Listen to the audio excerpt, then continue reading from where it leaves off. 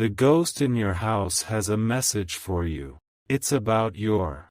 Archangel Michael says, the air in your room is not empty. It remembers your footsteps, your laughter, and the small sorrows you try to hide. Tonight it will speak back. It will use the old language of knocks, flickers, and breath on the back of your neck, because something urgent sits between the walls and it is finally ready to cross the distance to you. You felt it already, the way the clock slows when you are alone, the sudden cool at your wrist as if someone reached to hold your hand. You told yourself it was nothing, after all, the day was long and the light was bad. But the message has been building in corners, laced into dust motes and the hairline crack that runs down the hall like a thin smile. None of this is accident. None of this is coincidence. There is an intention here, and it belongs to a presence that knows your name with a tenderness that makes your chest ache. You'll notice the first sign when your reflection hesitates before you do. The mirror will keep your face a heartbeat longer, as if the glass is reluctant to let you go. That is how guardians begin, with gentleness, with permission, with a soft tapping at the edge of your attention. The ghost in your house is not a stranger to you. It has walked behind you for years, choosing quiet instead of thunder, choosing patience instead of panic. It waited for the night you were ready to listen. Do not run from this. Take a breath and stand where you are. Let your eyes fall to the threshold, a doorframe, the seam where tile meets wood, the line you cross 10 times a day without seeing it. That is where messages gather. Doorways are not just architecture, they are choices. The presence has chosen yours because you are the only one who can translate what it needs to say. It is about your name. Not the one everyone uses, not the one that fits neatly into documents and forms. The message reaches for the first version of your name, the one whispered over you in a room where curtains were still and sunlight made squares on the floor. A name is a task, a promise, and a shape a soul can wear. Somewhere along the way your name learned to carry weight it wasn't meant to carry, and the ghost wants you to put that weight down. You will think of a particular moment when the world became heavier, an afternoon that closed like a door behind you, a phone call that made your bones ring. The presence remembers the chair you sat in, the tilt of your shoulders, the way you tried to make your voice steady. It remembers because it was there, standing close enough to see the goosebumps rise on your forearm. It tried to help then, but you were not ready, and it honored your boundary. Now, the boundary has thinned. Now, the words can cross. It is about your room, the way you stack your books, the shirt you keep at the bottom of the drawer because it still smells like a different month. The ghost knows these small altars. It does not judge the mess or the neatness. Instead, it notices the rhythm, how you place your keys, how you hesitate before opening the window, how you press your fingers to the wall where the paint is a fraction warmer. The room remembers you, and because it remembers you, it can carry a message through to you. Tonight, move slowly. Put your phone face down. Stand in the center of the room and count your breaths until your shoulders drop. The presence will come from the left, as cool as a shade and as sure as a shadow. It will not frighten you. It will fold itself into the shape of the noise you already know, the refrigerator's hum, the soft switch sigh of the bathroom fan, the curtain's hush. When your heartbeat steadies, you'll notice a soft pulse in the floorboards. That is not the house settling. That is the house speaking. It is about your bloodline. Not the loud chapters everyone repeats at family gatherings, but the quiet chapter that fell out of the book and slid under the couch. The ghost carries that chapter in both hands. Somewhere behind you, a woman with determined eyes made a promise no one else heard. Somewhere before you, a man wrote a letter and never sent it. The presence belongs to that line of unsent letters and promises kept in silence. It reaches you to end the silence with love. You will feel a press at your shoulder as if someone is standing there to read over your thoughts. It is not intrusive. It is guidance. Say aloud, "You have my attention." You will feel the air in the room tighten, then loosen again like a tide. Walls are very old listeners. They will clear their throat for you. When they do, think of a date you always forget until it arrives, an anniversary that belongs to the version of you that survived a particular winter. The message will hook itself there and draw up something you didn't know you knew. It is about your door. The way you lock it twice and then touch the handle again just to be sure. The presence has watched you perform this ritual with the tenderness of a parent watching a child learn to cross a street. The ghost wants you to know, you are safe. Not because nothing bad can happen, but because you have built a shape around yourself that lets you meet the world without losing yourself in it. The door is your boundary and your bridge. The message asks you to choose when to open it again, with intention instead of habit, with welcome instead of fear. Do you remember the photograph you tucked into a book and forgot? Paper remembers hands, and that photograph has been warming with the heat of your longing ever since you hid it. The presence draws your attention to the bookcase.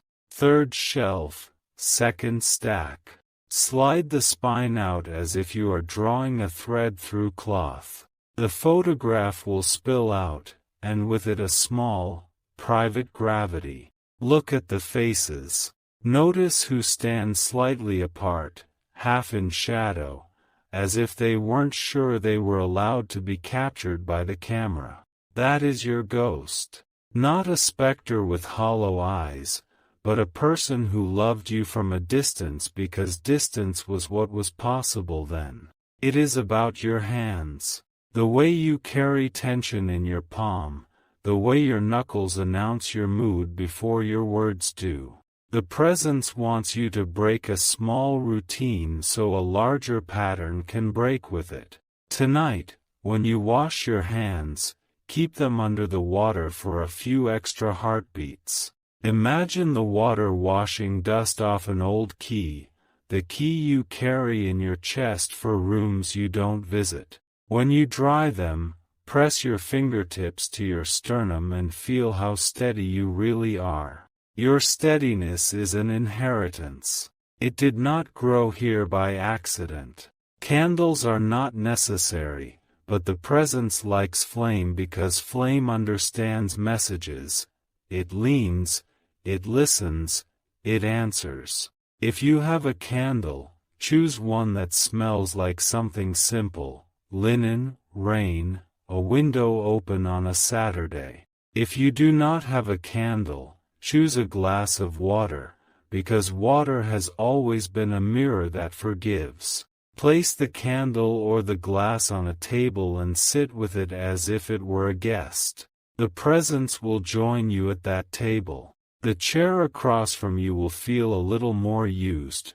The wood will creak the way a friend sighs before telling a truth. Now you will hear the first words, and they will start at the edges of your memory before stepping into the center.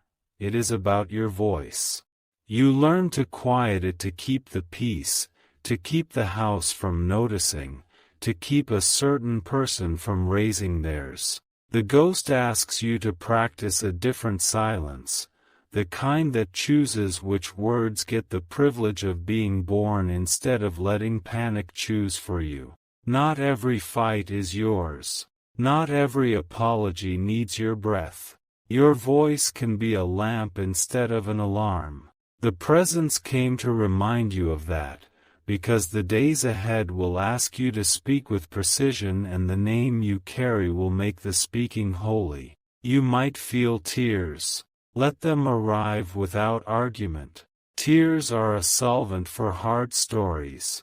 As they fall, the presence will bring the second part of the message. It is about your future room, the one you haven't stepped into yet. In that room there is a desk with a letter on it. The letter is from you to you, written on a day you decided not to disappear. The ghost has already seen this room. It has walked around your future couch, admired the plant you keep by the east window, laughed at the uneven little ceramic bowl you bought from a market. The presence is here to help you find the door to that room sooner, because you are ready earlier than you believe. You will be shown a small sign within the hour, a phone that buzzes with a name you haven't heard in months, a book that falls open to a sentence you needed, a sudden scent of rain through a sealed window. Do not chase the sign, let it come to you. When it does, nod once, like a person receiving a gift in public. The presence appreciates manners. After that nod, speak in a voice just above a whisper. I receive the message, and I will act. The house will exhale. That exhale will feel like a tide running out, leaving wet stones shining and honest. It is about your sleep. You have been traveling too far at night, crossing into old rooms with old arguments, leaving in the morning with pockets full of ghosts. The presence wants to stand at your bedroom door and keep watch. Invite it. Before you lie down, place your left hand under the pillow and your right hand over your heart. Say your first name slowly, like a bell rung once. The presence will answer by softening the air above your blanket. You will dream in a way that does not erase you. You will wake with a memory of standing at a shore you recognize without knowing how you got there. You have questions you don't want to ask out loud. The presence knows them anyway, because the questions have a taste the walls can determine, because longing leaves fingerprints that are not fingerprints. Put a pen and paper by your bed. When you wake up at any hour, write whatever sentence is waiting. Do not edit. Do not argue. In 3 days' time you will have a short letter from your own steadier self. That letter will contain a time, a name, and a small instruction. Follow it. The ghost is coordinating with your courage and your calendar. It is about your shadow, the version of you that stands just behind your heel, learning by watching. You are a teacher whether you wanted to be or not. The presence is here to train the shadow, to show it where to stand when fear enters a room, to teach it which memories to carry forward and which to fold and place gently into the past. The training begins with something simple, a threshold ritual. Stand barefoot at the door to the room you use the most. Put your right foot across the threshold and leave your left foot in the old room. Say, clearly, I choose what crosses with me. Then step through. Turn around. The air may tremble a little, the way concrete shivers when a subway passes beneath it. That is the house acknowledging the ritual. Do this once a day for 7 days. Watch what changes. The presence will add small blessings to the items that cross with you. A note becomes an invitation. A bill becomes a solved problem. A photograph becomes a gratitude you can hold without wincing. The presence will now address something it has waited a long time to say. It is about your forgiveness, the specific forgiveness that feels impossible because you believe forgiveness erases what happened. The ghost has a different definition. Forgiveness releases your muscles from holding the weight of someone else's lesson. It does not deny the story. It simply refuses to let the story set the thermostat of your life. You are not obligated to carry a fire that was thrown at you. You are allowed to put it down. The presence asks you to try, if not for them, then for the rooms that want to be cool again. You will remember a corridor. Not necessarily a real corridor, more like a thin stretch of you, a long hallway with many doors. You ran there in your mind for years, opening and closing rooms in a panic, looking for the one with daylight. The message brings you to the door you missed. It is marked with a small sign you couldn't read before. Here you are still welcome. The presence stands beside you as you push it open. Inside is a version of you who did not get punished for needing, who did not learn to say, "I'm fine," while bleeding. Sit with them. It is not too late to become allies. Also, and this part is important, the presence warns you kindly about a pattern that keeps nipping at your heels. It is about your phone, your late-night scrolling, the way bad news burrows under your fingernails and makes your morning taste like iron. The ghost asks you to put the phone under a heavy book after midnight. Not forever. Not as punishment.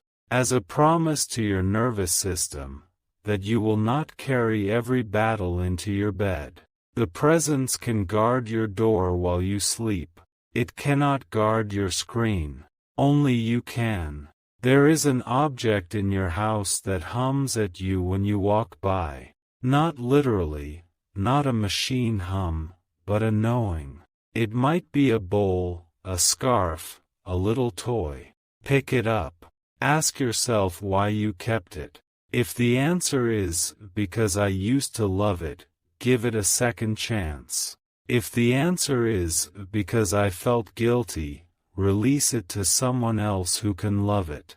The presence is trying to help you curate your environment so that everything in it points toward the person you are building, not the person you had to be. The ghost will continue speaking in the language of timing. Pay attention to repetition.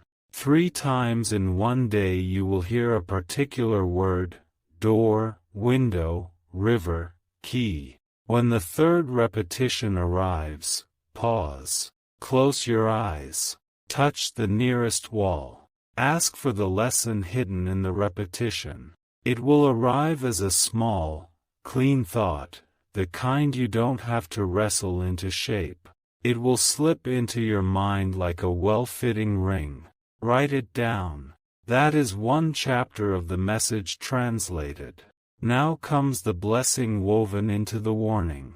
It is about your capacity. You have been living like a light bulb set to dim because someone once told you bright is rude. The presence is here to adjust the switch. It will be gentle, but you will feel the brightness. People will notice. Some will squint. That is not your problem. The ghost served its own house once, turning down its volume to keep the peace, and it does not want that for you. It wants you to keep a good table, welcome good company, and let your laughter ring. A memory will surface, an ordinary day that now feels sacred because you survived it. Keep that day as a talisman. Place it under a magnet on your fridge. Every time you reach for milk or fruit, greet the person you were that day with respect instead of critique. The presence insists on this courtesy. The house will learn it, too. Homes shape themselves around the manners of their inhabitants. Speak to yourself like someone you would not risk losing. You may worry that acknowledging a ghost invites trouble. Hear this clearly. you are already accompanied. You are not summoning, you are noticing. The presence is not a collector of debts. It is a carrier of gifts. It has walked your hallway with soft steps and waited for the night you would be brave enough to set down the bag of other people's weather. Tonight is that night. There is a final instruction, simple and precise. Fill a glass with water and place it by the window where the light first enters your home in the morning. Before you sleep, whisper into the water one sentence you want the day to remember. Something like, I stand where it is kind to stand, or I welcome help without apology. In the morning, pour the water into the soil of a plant or at the base of a tree. The presence will carry your sentence into something that grows. Words are seeds when placed with care. If you feel fear at any point, name it. Fear has a habit of running around a room knocking over chairs when unnamed. When named, it sits down. Say, I am afraid of, and tell the truth. Then tell the house what you want instead. Be shamelessly specific. The presence respects clarity the way sailors respect maps. You will notice the small ways your home begins to agree with you. A drawer opens more easily. A sticky window slides. A lamp you thought you hated suddenly looks right in a different corner. These are not accidents. These are acknowledgments. The ghost likes to tidy thresholds. It likes to oil hinges that squeak when you speak up for yourself. It is not interested in drama. It is interested in alignment. You are not alone in listening. Across the city, people are pausing in their own kitchens, fingers on their own countertops, feeling their own air change temperature by a degree or two. Houses are waking. There is a quiet sweep through neighborhoods as rooms learn their occupants' real names. You are part of that sweep. You add your steadying to the street.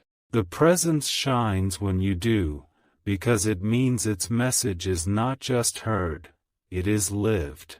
Sometime soon, someone will say to you, you seem different. Bless that observation with a small smile. The ghost in your house will be standing just outside the doorway, nodding. The difference is not a mask, it's a returning. You are crossing back to yourself with an escort who knows the route. Your life will not become perfect. It will become truer. The presence loves truth the way roots love deep water. There was a moment you keep replaying, a mistake that glows hot. The presence wants to absorb the heat without erasing the lesson. Imagine handing it over like a coal to a river, hiss, steam, then coolness. Hold the cooled stone. Put it on your windowsill. Let the sun warm it in a kinder way. Every time you see it, remember you are allowed to outgrow the version of you who made that choice. Outgrowing is not betrayal. It is the point. And there is joy waiting, you know. The presence can smell it on the calendar the way you can smell rain before clouds arrive. You will open a door soon and an ordinary morning will sparkle for no reason. Resist the urge to interrogate it. Let it bless you without paperwork. The ghost will clap its soft hands. Some days are proof. You deserve proof. If you need to speak to the presence again, speak plainly. Sit at your table the way you did tonight. Bring water or flame. Pay attention to a corner that pulls your gaze. That is not a horror movie trick. That is a conversation. You are learning a bilingual life. One language for the ordinary, one for the subtle. You will be fluent sooner than you think. Most of all, remember this. The ghost is not here to own you. It is here to witness you. To remind you of what the house already knew. that you are capable of soft strength, of firm gentleness, of building a future from a steadier floor. The message has been delivered into your hands. Your hands know what to do. When you lie down, the presence will stand one step back from your door and keep watch. It will not cross without invitation. It will not take what is not offered. You can say goodnight by turning the doorknob once, a slow half-turn and back, like a bow. The house will settle into a listening sleep. The night will be kinder around your windows. The clock will sound like a heartbeat you trust. Tomorrow, when you wake, you will notice the smallest courage.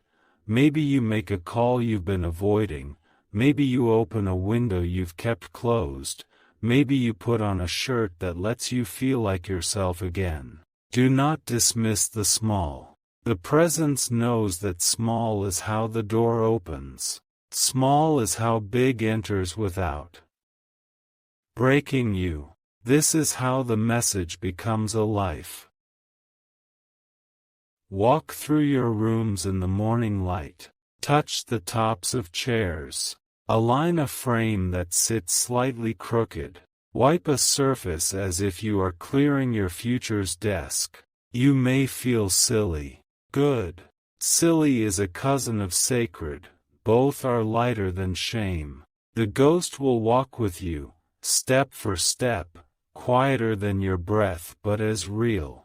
It will adore you for your efforts. It will adore you for your rest. By nightfall you will have forgotten pieces of this and remembered others.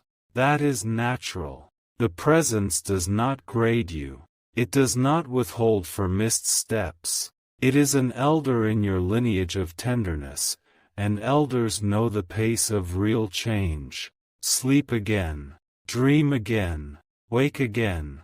The message is not a one-night spectacle. It is a steady drip that carves a canyon of peace. When fear returns, as all weather does, do not hand it the keys. Offer it a chair by the door, a blanket, a warm drink. Inform it of your schedule. I will be afraid for 15 minutes, you can say, and then I have a life to live. The presence likes this approach. It respects boundaries in all directions, even against old stories that act important when startled. If you must cry, cry. If you must laugh, laugh. Houses like tears and laughter.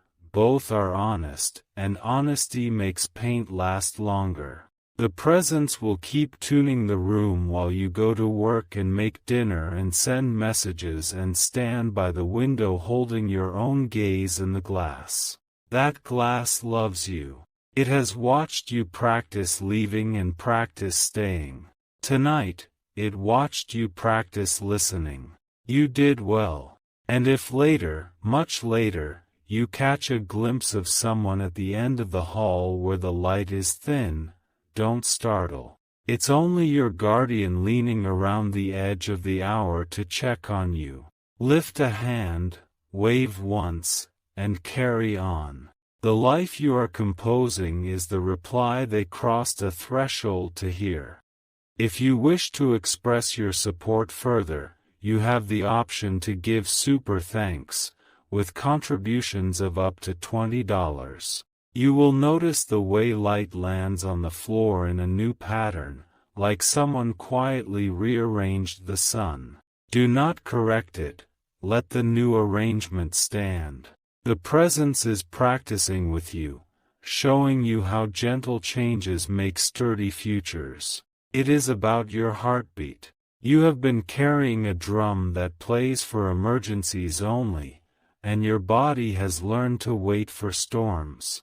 The ghost wants to retune the drum so it can keep time for ordinary joy, for the daily walk to the door, for the clink of a spoon in a cup you love. Move a chair 3 inches to the left.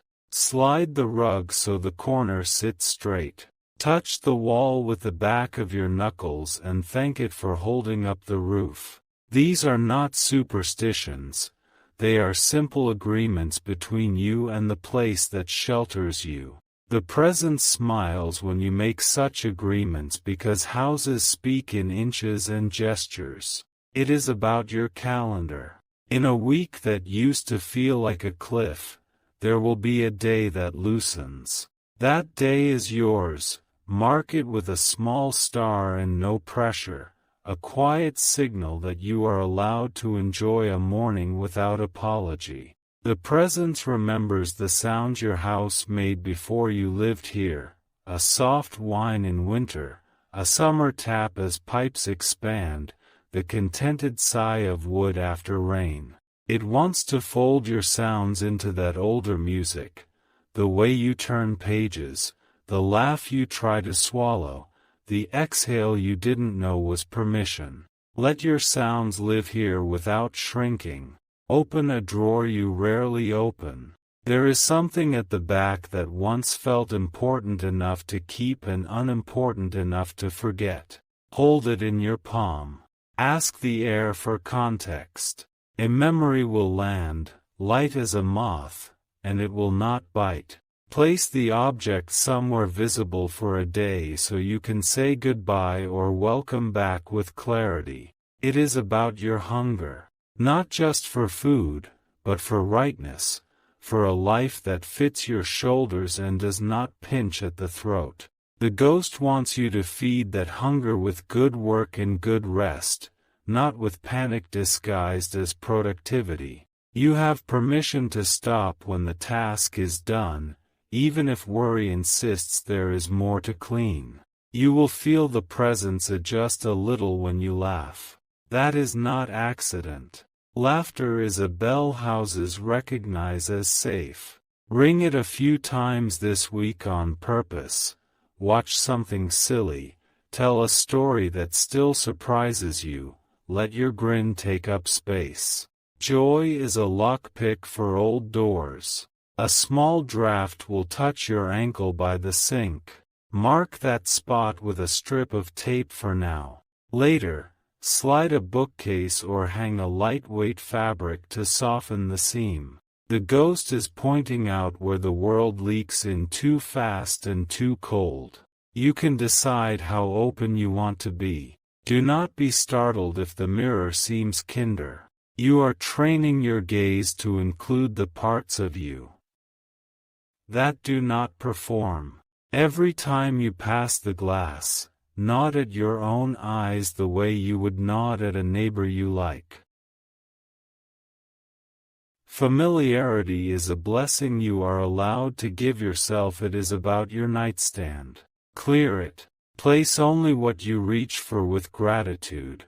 A book that steadies you, a small light, a glass that will hold water and not worry. When the last thing you see before you sleep belongs to calm, your dreams walk in with clean feet. Rearrange a sentence you say too often. I'm fine. Try, I'm here. Try, I'm learning. Try, I'm choosing slowness. The presence loves precise language. It is a translator and will carry your new sentences to the corners of your life where old echoes used to live. You will think of someone you have been avoiding. The ghost does not demand reconciliation. It suggests repair where repair is safe. Write a letter you never have to send. Put it in an envelope and slide it under a stack of magazines. In 3 days, read it again. If your shoulders lower, you have already done the most important part. You told the truth where you could hear it. There is a threshold in your home that collects dread. You know the one. You hesitate before crossing for no good reason. The presence asks you to stand there at noon when the light is honest. Place your palm against the frame and tell the door a new job. To let in what helps and slow what harms. Doors listen when spoken to like colleagues. Salt the corners if you like. A pinch where wall meets wall, a tiny bright grain for each place the room gathers. Sweep in a circle when you clean. Open windows in pairs so air knows where to go. These are old house manners. The ghost learned them from elders who braided their days with care. It is about your spine. Sit as if you trust the chair. Walk as if the floor is your ally. Let your head rest on your neck like a crown that doesn't need to glitter to be real. The presence keeps tracing a line from the base of your skull down to your heels, a reminder that alignment is a sequence of small yes. If the clock knocks once louder than usual, say, noted. You don't owe every sound your panic. Some sounds are simply time being faithful. The presence is trying to separate alarm from attention in your body so you can use your energy the way a good lamp uses electricity, with purpose and without apology. Find a pen that writes smoothly and a scrap of paper that can hold 3 lines. Write, what I refuse, what I welcome, what I practice. Leave it where you pay bills or pack a bag. Each morning, add a single word under each line. This is how the message turns into muscle. The presence will guide you to a scent, clove, rain on dust, iron after a storm, the clean of a new book. When it arrives, inhale and say, here. The house will echo, here, back in its own dialect, a settling board, a lamp hum, a curtain riffle. You and your home will share a single word made of many materials. It is about your courage to be seen by the daylight in your own window. Open the curtain 2 inches more than usual. Notice what was always there, a tree rehearsing in the wind, a line of ants working their route, a neighbor watering plants in a t-shirt from a decade only you remember. Let ordinary beauty have you. A quiet warning comes now, wrapped in steadiness. Do not make a shrine to the pain that once persuaded you to shrink. You can honor it without housing it. Place a stone on a windowsill and let it represent the weight you carried. Every time sunlight touches it, say, thank you for what you taught me. You can rest now. The ghost will help you notice the difference between privacy and hiding. Privacy is a warm blanket and a good book. Hiding is a locked room without a window. Choose more blankets. Choose more windows. When you need alone, call it by its real name so it can feed you instead of starve you. There is a cupboard whose handle catches your sleeve. Fix it or tape it for now. The presence keeps nudging you to stop accepting small snags as your fate. When you mend what interrupts you, you train your life to stop tripping you on the way to your own kitchen. If you hear a soft knock at a time when no one should be knocking, answer with a word, not a door. Thank you for checking on me. That is enough. The ghost is practicing conversation without intrusion. You can practice boundaries without building walls thicker than love. It is about your capacity to bless the ordinary. Stir soup slowly and call that a ritual. Fold a shirt and call that a prayer for the day it will hold. Sweep a floor and call each stroke a sentence that says, I live here on purpose. The presence brightens when you speak that language. You will see a familiar number on a receipt, a clock, a sign, one that belongs to your personal myth. Smile at it like an old friend in a new store. Do not chase meaning, let meaning stroll over and sit beside you. The house remembers how to host it. When you worry that you are inventing all of this, turn on a lamp and notice how the shade glows. That's all. Trust does not require elaborate proofs. It requires lived patterns. Keep living them. The presence is patient and will meet you at your pace. Choose one shelf to curate to delight. Not to impress or display, but to make the version of you who is tired smile without trying. A shell. A small, imperfect bowl. A note you wrote yourself that says, simply, keep going, but gently. The ghost will dust that shelf when you forget. It is about your thresholds in conversation. Practice saying, "That's enough for today," to a story that drains you. Practice saying, "Tell me the part where you're proud," to a friend who is used to reporting only disasters. The presence is teaching you to steer the boat of your attention with love.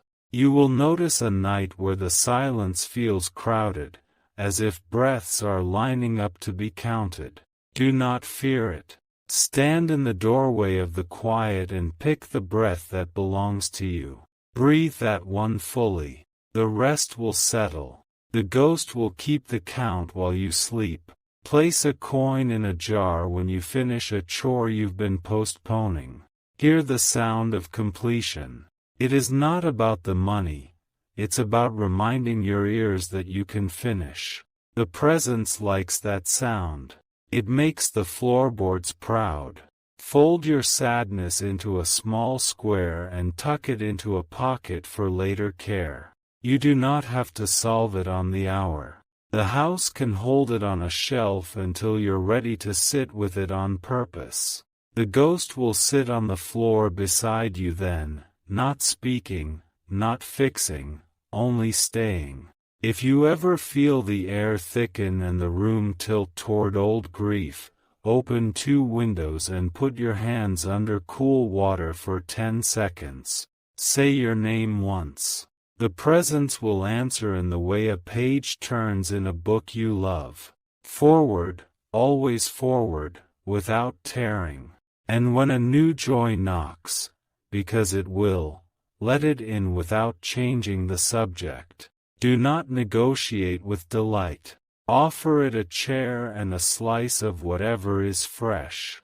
Let it teach you how to receive without inventorying what you've survived to deserve it. The ghost is clapping in the hall again. Soon, you will place a key on a hook and know, without thinking, that it will be there when you need it. You will throw a blanket over your legs and feel safe without permission. You will stand at your own window and understand why the light chose you today. This is what the message wanted, not fireworks, but a steadier flame. If you wish to speak to the presence while the city sleeps, make tea or pour water and sit by the quietest wall. Say 3 sentences about what you loved today. Say 1 sentence about what hurt. Say 1 sentence about what you are willing to try tomorrow. Then sleep. The house will remember for you. In the morning, take 1 small action that didn't used to feel possible. Send the message, make the appointment, clear the sill, buy the cheap bouquet and put it in the chipped jar that looks perfect with flowers. The presence will nod from the doorway and step back into its watch. If you ever doubt again, return to the chair you moved 3 inches and sit. Feel how the room keeps the adjustment even when you forget. Feel how the body learns safety from repetition. Feel how the message settles not as a single thunderclap but as a weather pattern you can trust. This is how it continues. You live, you listen, you adjust, you rest. The ghost in your house keeps the gentle patrol, steady as breath, bright as the smallest courage. And you, finally, beautifully, you let yourself belong to your own life without begging for entry at your own door.